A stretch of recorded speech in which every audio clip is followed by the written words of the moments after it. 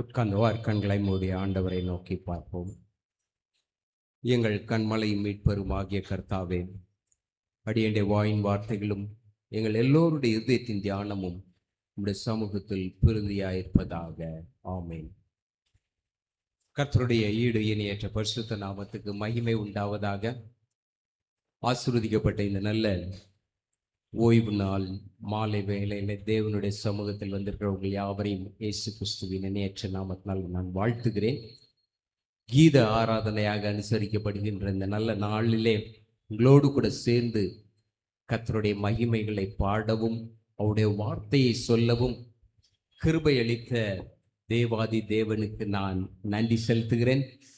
என்னை அன்போடு அழைத்த போதகரை அவர்களுக்கும் மனமார்ந்த நன்றியும் வாழ்த்துதலையும் நான் தெரிவித்துக் கொள்கிறேன். அதுபோல சபை ஊழியர் சகோதரர்கள் அவர்களுக்கும் திருச்சபையின் பொறுப்பாளர்களாக இருக்கிற மூப்பர்கள் பெரியவர்கள் யாவருக்கும் நன்றியும் வாழ்த்துதலையும் நான் தெரிவித்துக் கொள்கிறேன். ஆண்டவர் தாமே உங்கள் யாவரையும் அளவில்லாமல் ஆசீர்வதிப்பாராக. இந்த பண்டிகை நாளுடைய மகிழ்ச்சியும் சமாதானமும் நிறைவாக உங்களோடு கூட தங்குவதாக.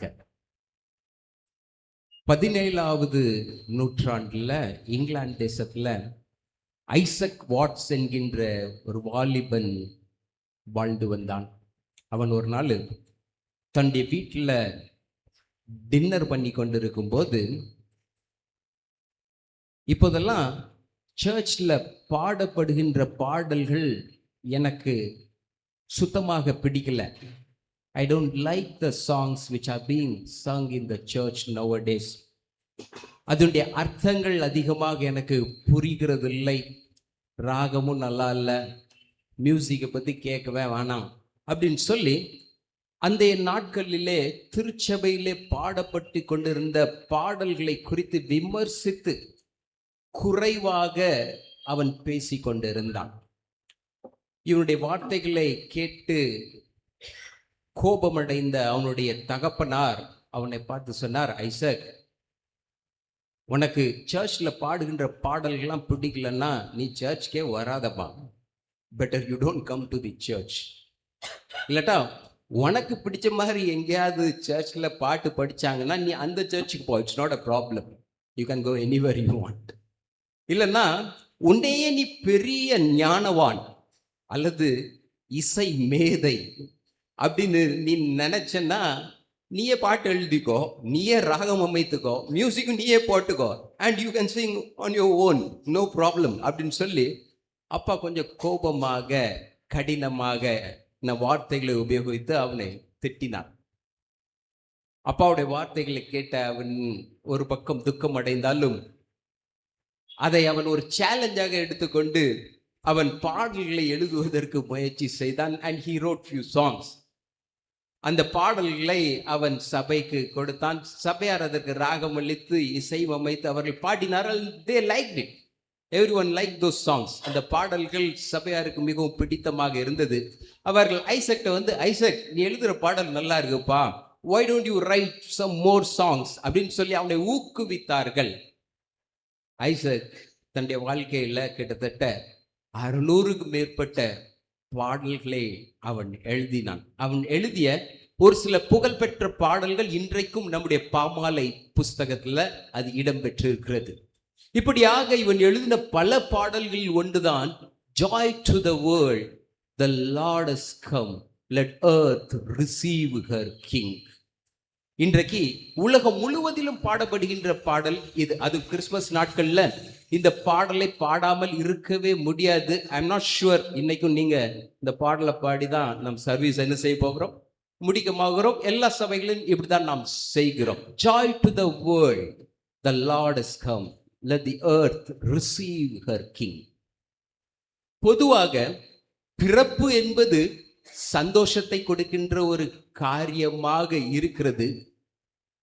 ஒரு வீட்டில் ஒரு குழந்தை பிறந்துச்சுன்னா பெற்றோர்களுக்கு சந்தோஷம், உற்றார் உறவினர்கள், நண்பர்கள், இனத்தார், ஜனத்தார், சொந்தங்கள், பந்தங்கள், நண்பர்கள், பக்கத்து வீட்டுக்காரங்க, சொசைட்டியில் எல்லாருக்கும் சந்தோஷம். In spite of exactly not knowing what the child is going to become or what the child is going to do in his life. அந்த குழந்தை வளர்ந்து படித்து பெரியவனாகி பெரிய இன்ஜினியர் ஆகுமா, டாக்டர் ஆகுமா, சயின்டிஸ்ட் ஆகுமா, ப்ரொஃபஸர் ஆகுமா, பிஸ்னஸ் மேன் ஆகுமா, அல்லது பெரிய ஊழியக்காரனா ஆகுமா, இல்லாட்டா படிக்காம வேலைக்கு போகாம ஊதாரியா ஊரை சுத்திக்கிட்டு இருக்குமா தெரியாது.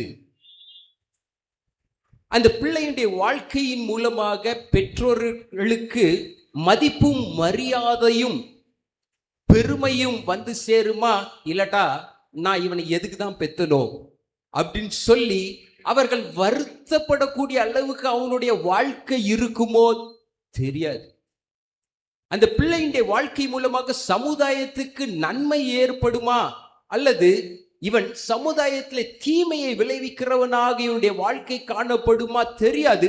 But still everybody is happy that a child is born. அந்த குழந்தை பிளந்து வளர்ந்து என்ன செய்யணும் என்பதை பற்றி எந்த ஒரு விவரம் தெரியாத பட்சத்திலும் எல்லாருக்கும் சந்தோஷம். ஏன்னா ஜஸ்ட் ஒரு குழந்தை பிறந்துச்சு, அவ்வளவுதான். ஆனால் இயேசு கிறிஸ்துவின் பிறப்பு அப்படிப்பட்ட ஒரு பிறப்பு அல்ல. ஒரு குழந்தை பிறக்க போகிறது அல்லது ஒரு குழந்தை பிறந்திருக்கிறது என்கின்ற அந்த செய்தியோடு கூட அந்த பிள்ளை யார், அந்த பிள்ளை பிறப்பதற்கான காரணம் என்ன, அந்த பிள்ளையின் மூலமாக இந்த மனித சமுதாயத்துக்கு, இந்த உலகத்துக்கு, மனக்குலத்துக்கு வரப்போகிற நன்மைகள் என்ன, ஆசீர்வாதங்கள் என்ன என்ற காரியமும் தெளிவாக சொல்லப்பட்டது.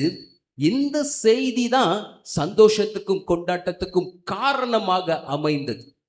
The message or the revelation about the child, how it is going to be and what is the blessing it is going to bring to the humanity was the real reason for joy and celebration. வேதாகமம் முழுவதிலும் சொல்லப்பட்டிருக்கிற இது தெளிவான சத்தியம். மத்தேயு எழுதின சுவிசேஷம் 1ஆம் அதிகாரத்தை நாம் வாசிக்க கேட்டோம். அங்கே யோசேப்பு மரியாளை சேர்த்துக் கொள்வதற்கு ஐயப்படுகிறான். உடனே தேவதூதன் அவனுக்கு தோன்றி, அப்பா அப்படிலாம் நீ ஒன்று யோசிக்காத, அவளுடைய கர்ப்பத்தில் தோன்றி இருப்பது பரிசுத்தமான குழந்தை, நீ அவளை சேர்த்துக்கொள் அப்படின்னு சொல்லிட்டு அவன் சொல்லுகிறான், அவருக்கு இயேசு என்று பெயரிட வேண்டும், ஏனெனில் அவர் தமது ஜனங்களின் பாவங்களை நீக்கி அவர்களை ரட்சிப்பார். குழந்தை பிறக்கிறதுக்கு முன்னாடியே அந்த குழந்தை என்ன செய்ய போகுதுன்ற செய்தி என்னது வந்து விட்டது. அந்த குழந்தை என்ன செய்யும், மனுக்குலத்தை அவர்களுடைய பாவங்களிலிருந்து மீட்டு அவர்களை ரட்சிக்கும். இந்த செய்தி தான் சந்தோஷத்துக்கும் கொண்டாட்டத்துக்கும் ஆதாரமாக அமைந்தது. இப்ப குழந்தை பிறந்துச்சு. Okay, the child is born. குழந்தை பிறந்த செய்தியை தேவதூதர்கள் மேய்ப்பர்களுக்கு என்ன செய்யறாங்க, எடுத்துக்கொண்டு போகிறார்கள். அவர்கள் என்ன சொன்னாங்க, இதோ எல்லா மனுஷருக்கும் மிகுந்த சந்தோஷத்தை உண்டாக்கும் நற்செய்தி நான் உங்களுக்கு அறிவிக்கிறேன், இன்றைக்கு பெத்லகேம்ல ஒரு பாலகன் பிறந்திருக்கிறார் அப்படின்னு மட்டும் சொல்லியிருந்தாங்கன்னு வச்சிருங்களேன், மேய்ப்பர்களுடைய ரெஸ்பான்ஸ் எப்படி இருந்திருக்கும்? எப்படி இருந்திருக்கும்? ஓகே, செய்தியை கேட்டோம், seems to good for us, அதனால எங்களுக்கு என்னையா பிரயோஜனம், how does it make a difference in our life கேட்டிருப்பாங்கல்ல, நிச்சயமாக கேட்டிருப்பாங்க. How even we are remotely connected to the birth of this child கேட்டிருப்பாங்க. ஆனா செய்தி ஒரு குழந்தை பிறந்திருக்கிறது என்பது அல்ல. செய்தி என்னது, இன்று கர்த்தராகிய கிறிஸ்து என்னும் இரட்சகர் உங்களுக்கு தாவீதின் ஊரில் பிறந்திருக்கிறார். It is not about a simple birth of a child, it's a birth of a savior. ஒரு இரட்சகர் என்னது செஞ்சிருக்கிறாரு, பிறந்திருக்கிறாரு. அவருடைய பிறப்பின் மூலமாக உங்களுடைய வாழ்க்கை மாற போகிறது, உங்களுக்கு ஒரு மீட்பு கிடைக்க போகிறது, ஒரு மாபெரும் ஆசீர்வாதத்தை நீங்கள் சுதந்திரிக்க போகிறீர்கள். அதுதான் சந்தோஷத்துக்கு கொண்டாட்டத்துக்கு என்னது காரணம். இப்போ பிள்ளை பிறந்து கொஞ்ச நாள் ஆகிவிட்டது. ஓகே, யோசேப்பும் மரியாளையும் குழந்தையை தூக்கிட்டு எங்க வராங்க, எருசலேம் சர்ச் வராங்க. Okay, they are bringing the child to the church. சர்ச்சில் ஏற்கனவே ஆவியினுடைய உந்துதல்னால சிமியோன் அப்படின்னு சொல்லிட்டு ஒரு பெரிய மனுஷன் வந்து நிற்கிறார். யோசேப்பும் மரியாளும் குழந்தையை தூக்கிட்டு சர்ச்சுக்குள்ளே அப்படியே என்டர் பண்றாங்க. இவர் முன்னாடி நிற்கிறார். அந்த குழந்தைய கையில அவர் வாங்குறாரு. அவருடைய மனக்கண்கள், அவருடைய சரீர பிரகாரமான கண்கள் அந்த குழந்தைய பார்க்கிறது. அவருடைய இமேஜினேஷன் எல்லாம் இந்த குழந்தை மூலமாக இந்த உலகத்துல நடக்க போகிற மாபெரும் அந்த கிரியை அந்த மனக்கண்ணில் அவர் பார்க்கிறாரு. அவர் சொல்லுகிறாரு, என்ன தெரியுமா சொல்லுகிறாரு? இதோ புறஜாதிகளுக்கு பிரகாசிக்கிற ஒளியாகவும் தம்முடைய ஜனமாகி இஸ்ரவேலுக்கு மகிமையாகவும் சகல ஜனத்துக்கும் என்னது ரட்சிப்பை ஏற்படுத்தின அந்த ரட்சணியத்தை என் கண்கள் கண்டது. My eyes have seen thy salvation. வேதம் இவனை பத்தி சொல்லும்போது சொல்லுகிறது, இவன் இஸ்ரவேலின் ஆறுதலுக்காக காத்திருந்த ஒரு மனுஷன். சோ இந்த ஆறுதலின் தெய்வத்தை, இந்த சமாதான பிரபுவை அவனுடைய கண்கள் கண்டபோது he was thrilled with joy. He said, Lord, I am done with it. ஆண்டவரே போதும், என்னை எடுத்துக்கொள்ளும், நான் வாழ்ந்த நாட்கள் போதுப்பா, முடிஞ்சது. I am done with it. எவ்வளவு சந்தோஷம் பாருங்க அந்த ரட்சகரை கண்ட போது. ஏன்னா அந்த பிள்ளை மூலமாக இந்த உலகத்துக்கு வரப்போற மீட்பை அவன் பார்த்து விட்டான். இதுதாயா இவங்களுடைய சந்தோஷத்துக்கும் கொண்டாட்டத்துக்கும் காரணமாக இருந்தது. நாமும் சந்தோஷமா வந்திருக்கிறோம்ல சர்ச்சுக்கு. சந்தோஷமா வந்திருக்கீங்களா இல்லையா? எல்லாரும் சந்தோஷமா வந்திருக்கீங்களா? ஹalleluya, ஹalleluya. ஆமா, we are all happy. சந்தோஷமாக கர்த்தருடைய மகிமையில பாடினோம். ஆனால் இந்த சந்தோஷத்துக்கும் கொண்டாட்டத்துக்கும் பின்னாடி என்ன காரணம்? That is the question we really need to ask. என்னையா காரணம்? நான் எதுக்காக வேண்டி இன்னைக்கு இவ்வளவு சந்தோஷமா இருக்கிறேன்? எதுக்கு? There can be two perspectives. ரெண்டு காரணங்கள் இருக்கு. ஒன்று உலக பிரகாரமான காரணங்கள், வேர்ல்ட்லி பெர்ஸ்பெக்டிவ். எனக்கு ஒரு நல்ல நண்பன் ஒருத்தர் இருக்கான். I have very good friend. நல்ல ஈவெண்ட் மேனேஜ்மெண்ட்லாம் சூப்பராக பண்ணுவான். அவன் வசிக்கிற பில்டிங்கில் அவன் தான் செக்ரட்டரி. இந்த இண்டிபெண்டன்ஸ் டே, ரிப்பப்ளிக் டே, ஸ்போர்ட்ஸ் டே அப்படின்லாம் வந்துட்டுனா போதும், அவனை கையில் பிடிக்க முடியாது. எல்லாம் அரேஞ்ச்மெண்ட்டு சூப்பர் டூப்பராக இருக்கும், எல்லாம் நல்லா பண்ணான். அவனை சமீபத்தில் நான் பார்க்கும்போது ரொம்ப சந்தோஷமா இருந்தான். நான் அவன் கேட்டேன், என்னடா பயங்கர சந்தோஷமா இருக்கியே, என்ன காரணம், என்ன விஷயம் அப்படின்னு. அவன் சொன்னான், கல் காந்தி ஜெயந்தி ஹே. சரி, ஓகே, கல் காந்தி ஜெயந்தி ஹே, சொசைட்டியில் ஏதோ ஸ்பெஷல் ஈவெண்ட் ஏதோ அரேஞ்ச் பண்ணியிருக்கியா அப்படின்னு கேட்டேன். அரே ஐசா குச் நீ யார், கல் சுட்டி ஹே மஜா ஆயேகா. என்னது? கல் சுட்டி ஹே மஜா ஆயேகா. நம்முடைய தேச பிதாவாகிய காந்தியடிகள் நம்முடைய தேசத்தின் விடுதலைக்காக, மீட்புக்காக எவ்வளவு பாடுபட்டார், எத்தனை அடிகள் வாங்கினார், எத்தனை தடவை உண்ணாவிரதம் இருந்தார், எத்தனை தடவை ஜெயிலுக்கு போனாரு, கடைசியில் எப்படிக்காக கொடூரமாக கொல்லப்பட்டார் என்கின்ற அந்த காரியங்கள் எல்லாம் மறந்து இன்னைக்கு அவருடைய பர்த்டே வரும்போது நமக்கு ஞாபகம் வர்றதெல்லாம் என்னது? கல் சுட்டி ஹே மஜா ஆயேகா. என்னது? சுட்டி ஹே மஜா ஆயேகா. இதான் என்னது? வேர்ல்ட்லி பெர்ஸ்பெக்டிவ், உலக பிரகாரமான ஒரு கண்ணோட்டம். ஆனா we have entered into a beautiful holiday season. நல்ல ஒரு விடுமுறை நாட்களுக்குள்ளாக நாங்கள் கடந்து வந்து விட்டோம். வீட்டை சுத்தம் செய்து விட்டோம், டெக்கரேட் பண்ணி விட்டோம், ஸ்டார் போட்டாச்சு, கிறிஸ்மஸ் ட்ரீ எல்லாம் வச்சாச்சு, புது ட்ரெஸ்ஸுக்கான ஷாப்பிங் எல்லாம் முடிஞ்சு போச்சு. carols are going on, Santa Claus is in our midst. நல்ல பண்டங்கள், பலகாரங்கள், பிரியாணி, கேக்குன்னு சொல்லி ஒரு கெட்டு கட்ட போறோம். we are going to have a good time with friends and families அப்படின்னு சொல்லி ஒரு உலக பிரகாரமான கண்ணோட்டத்தோடு கூட நம்முடைய கொண்டாட்டத்தையும் சந்தோஷத்தையும் என்ன செய்யலாம்? நாம் அமைத்து கொள்ளலாம். இல்லாட்டா பாவத்துக்குள்ளும் அசுத்தத்துக்குள்ளும் அந்தகார இருளுக்குள்ளும் வாழ்ந்து கொண்டு இருந்த என்னை மீட்கும்படியாக பரலோகத்தின் மேன்மைகள் எல்லாவற்றையும் துறந்து ஒரு தெய்வம் இந்த பூலோகத்துக்கு வந்ததையா, இருளுக்கு நேராக ஓடிக்கொண்டிருந்த எனக்கு பெரிய வெளிச்சத்தை கொடுக்கும்படியாக, நரகத்துக்கு பாத்திரனாக இருந்த என்னை மீட்டு பரலோகத்தின் குடிமகனாக மாற்றும்படியாக ஒரு தெய்வம் இந்த பூலோகத்துக்கு வந்து பிறந்தது.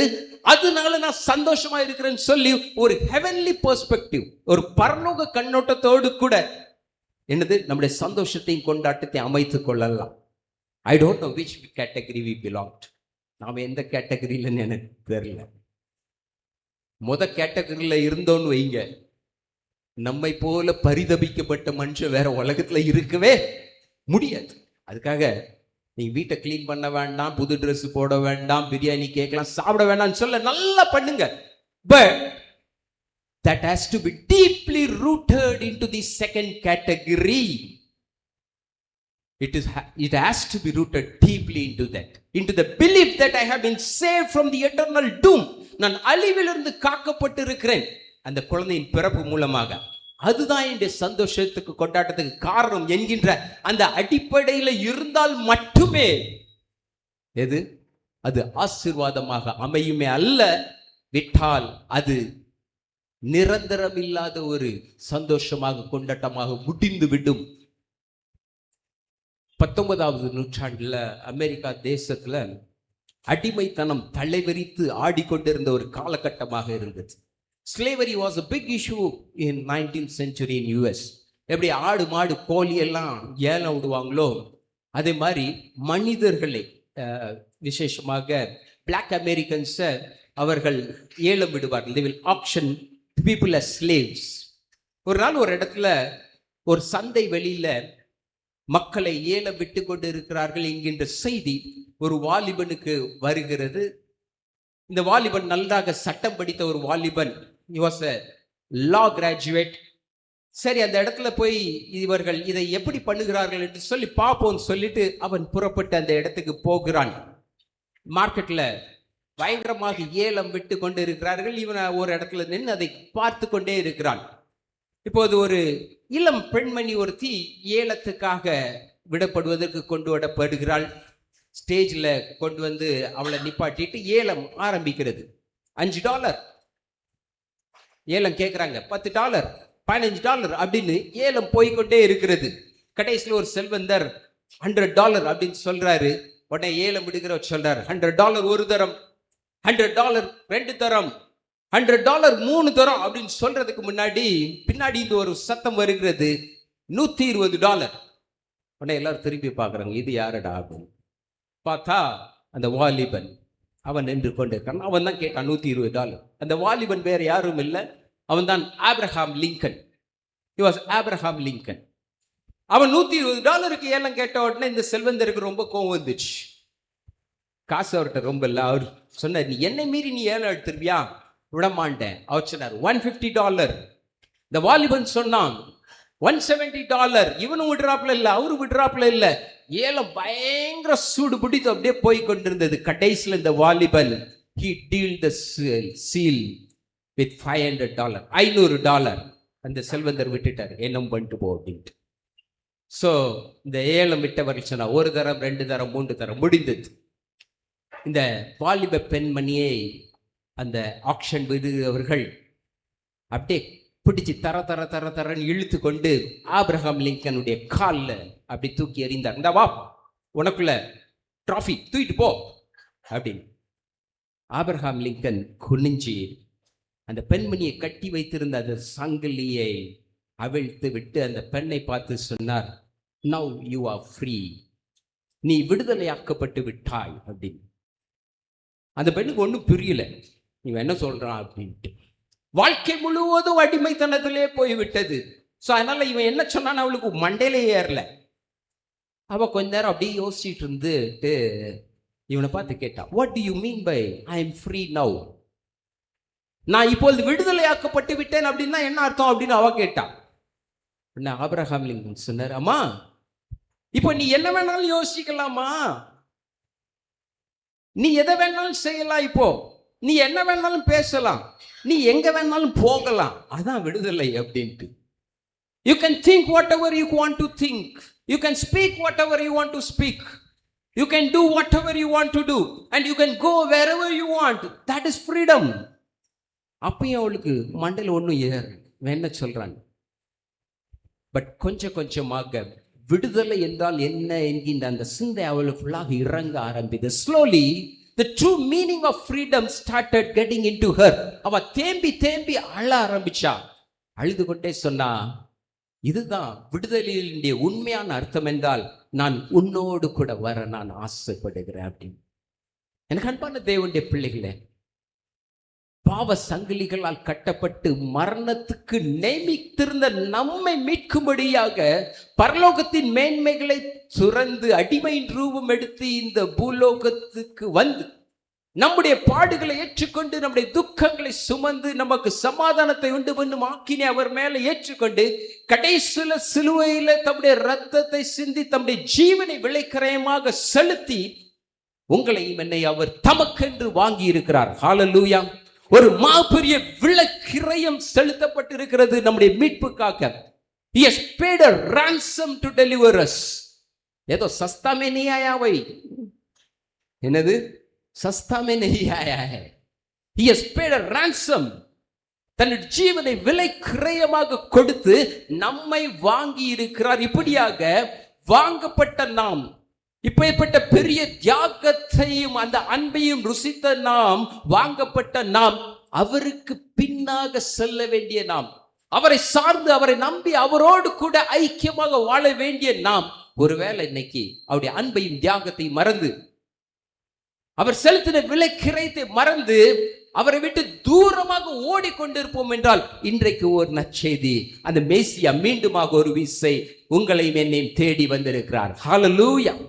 மீண்டுமாக ஒரு வீசை நம்மோடு கூட அந்த உறவை புதுப்பித்துக் கொள்ளும்படியாக, நம்மோடு கூட சதாகாலம் வாசம் செய்யும்படியாக வந்திருக்கிறார். அதைத்தான் தேவதூதன் சொன்னார். இதோ ஒரு கன்னிகை கர்ப்பவதியாகிய ஒரு குமாரனை பெறுவாள், அவளுக்கு இம்மானுவேல் என்று பெயரிடுவார்கள். இம்மானுவேல் என்பதற்கு தேவன் நம்மோடு கூட இருப்பார். தற்காலிகமாக அல்ல, நிரந்தரமாக இந்த உலகத்தின் முடிவு பரிந்தம் சதா காலங்களில் நம்மோடு கூட இருப்பார். Provided we invite him in our life. நாம் அவரை அழைப்போம் என்றால், நாம் அவரை ஏற்றுக்கொள்வோம் என்றால், நாம் அவருக்கு இடம் கொடுப்போம் என்றால், all these things can happen. Isaac Watts அதத்தான் என்ன செஞ்சார்? பாடினார். Joy to the world. என்னது? The Lord is come. Let earth receive her king. Let every heart prepare him room. எல்லா இருதயம் அவருக்கு இடத்தை ஆயத்தப்படுத்துவதாக. ஒருவேளை உங்களுடைய இருதயத்துல இதுவரைக்கும் நீங்கள் அவருக்கு இடத்தை கொடுக்கலன்னா, இன்னைக்கு ஒரு இடத்தை கொடுங்கள். ஒருவேளை இதுவரைக்கும் ஒரு சின்ன இடத்தை தான் கொடுத்திருந்தீங்கன்னா, ஒரு விசாலமான இடத்தை கொடுங்கள். Because he is a great and powerful God. அவருக்கு சின்ன இடம்லாம் காட்டாது. அவருக்கு என்னது? முழு இருதயமும் அவருக்கு தேவை. At the same time, he is also a gentle God. உங்களுடைய அழைப்பு இல்லாமல், உங்களுடைய ஏற்றுக்கொள்ளுதல் இல்லாமல் நீங்க அவருக்கு இடம் கொடுக்காத பட்சத்துல அவர் வரமாட்டார். He will not force himself into relationship with you because he is a gentle God. அவர் சொல்லுகிறார், இதோ நான் வாசலில் நின்று கதவை தட்டுகிறேன், ஒருவன் என் சத்தத்தை கேட்டு கதவை திறந்தால் நான் உள்ளே பிரவேசிப்பேன், நான் அவனோடு கூட போஜனம் பண்ணுவேன், அவன் என்னோடு கூட போஜனம் பண்ணுவான். What a wonderful privilege is to have dinner with our Savior and Lord Jesus Christ. But everything starts from us. எல்லாமே நம்மிடத்துல இருந்தா என்னது ஆரம்பிக்கிறது. நம்ம இடத்துல தான் என்னது, ஒரு அடி எடுத்து வச்சா அவர் என்ன செய்வார்? ஓடியே வந்துடுவார். கெட்ட குமாரன் எல்லாத்தையும் பாழாக்கிட்டு ஓடி போயிட்டான்ல, மனம் திரும்பி வீட்டுக்கு வரணும் அப்படிங்கிற அந்த சிந்தை வந்து டேர்ன் எடுத்து வீட்டுக்கு நேர அடி எடுத்து வச்சதுதான். அப்பாவுக்கு தெரிஞ்சதுதான், என் பையன் என்னது மாறிட்டான், அவன் டைரக்ஷன் மாறிட்டு திசை திரும்பிட்டான், வீட்டுக்கு நேரம் வரணும்னு ஆசைப்பட்டான். அவரு எங்க இருந்தோ ஓடோடி வந்துட்டாரு. ஹல்லேலூயா. நீங்க இன்னைக்கு உங்களுடைய சிந்தையை, உங்களுடைய வாழ்க்கையை மாற்றி அவருக்கு நேராக திருப்புவீர்கள் என்றால் ஓடோடி வந்துடுவார், ஓடோடி வந்துடுவார். எனக்கு அன்பான தேவனுடைய பிள்ளைகளே, கிறிஸ்துமஸ் பண்டிகை ஆரவாரம் ஆர்ப்பாட்டம் கொண்டாட்டம் ஒரு பக்கம் இருக்கலாம், ஆனால் மறுபக்கத்துல தேவன் என்னை தனிப்பட்ட விதத்துல சந்திக்க வந்தார், என்னுடைய வாழ்க்கையை மாற்ற வந்தார், என்னை ஆசீர்வதிக்க வந்தார். இந்த உலகத்தின் வாழ்க்கை முடிந்த பிறகும் எனக்கு ஒரு நித்திய வாழ்வை கொடுக்க வந்தார். இங்கு இந்த ஆழமான சத்தியம் உங்களுடைய இருதயத்துல பதிய கடவுது. அந்த சத்தியம் தான் என்னது? சந்தோஷமும் கொண்டாட்டமாக மாறும். அது இந்த வருஷம் மட்டுமல்ல, உலகத்தின் முடிவு பாருங்க. இந்த உலகத்துல நாம் வாழ்ற வரைக்கும் அது நிச்சயமாக நமக்கு சந்தோஷத்தை கொடுத்து கொண்டே என்ன செய்யும் இருக்கும். அந்த சந்தோஷம் உங்கள் வாழ்க்கையை ஆளுகை செய்வதாக இயேசுவின் நாமத்தினால் உங்கள் யாவரையும் நான் ஆசீர்வதிக்கிறேன், வாழ்த்துகிறேன். யாவருக்கும் கிறிஸ்துமஸ் நல்வாழ்த்துக்கள் அண்ட் ஹாப்பி நியூ இயர். கர்த்தர் உங்களை ஆசீர்வதிப்பாராக.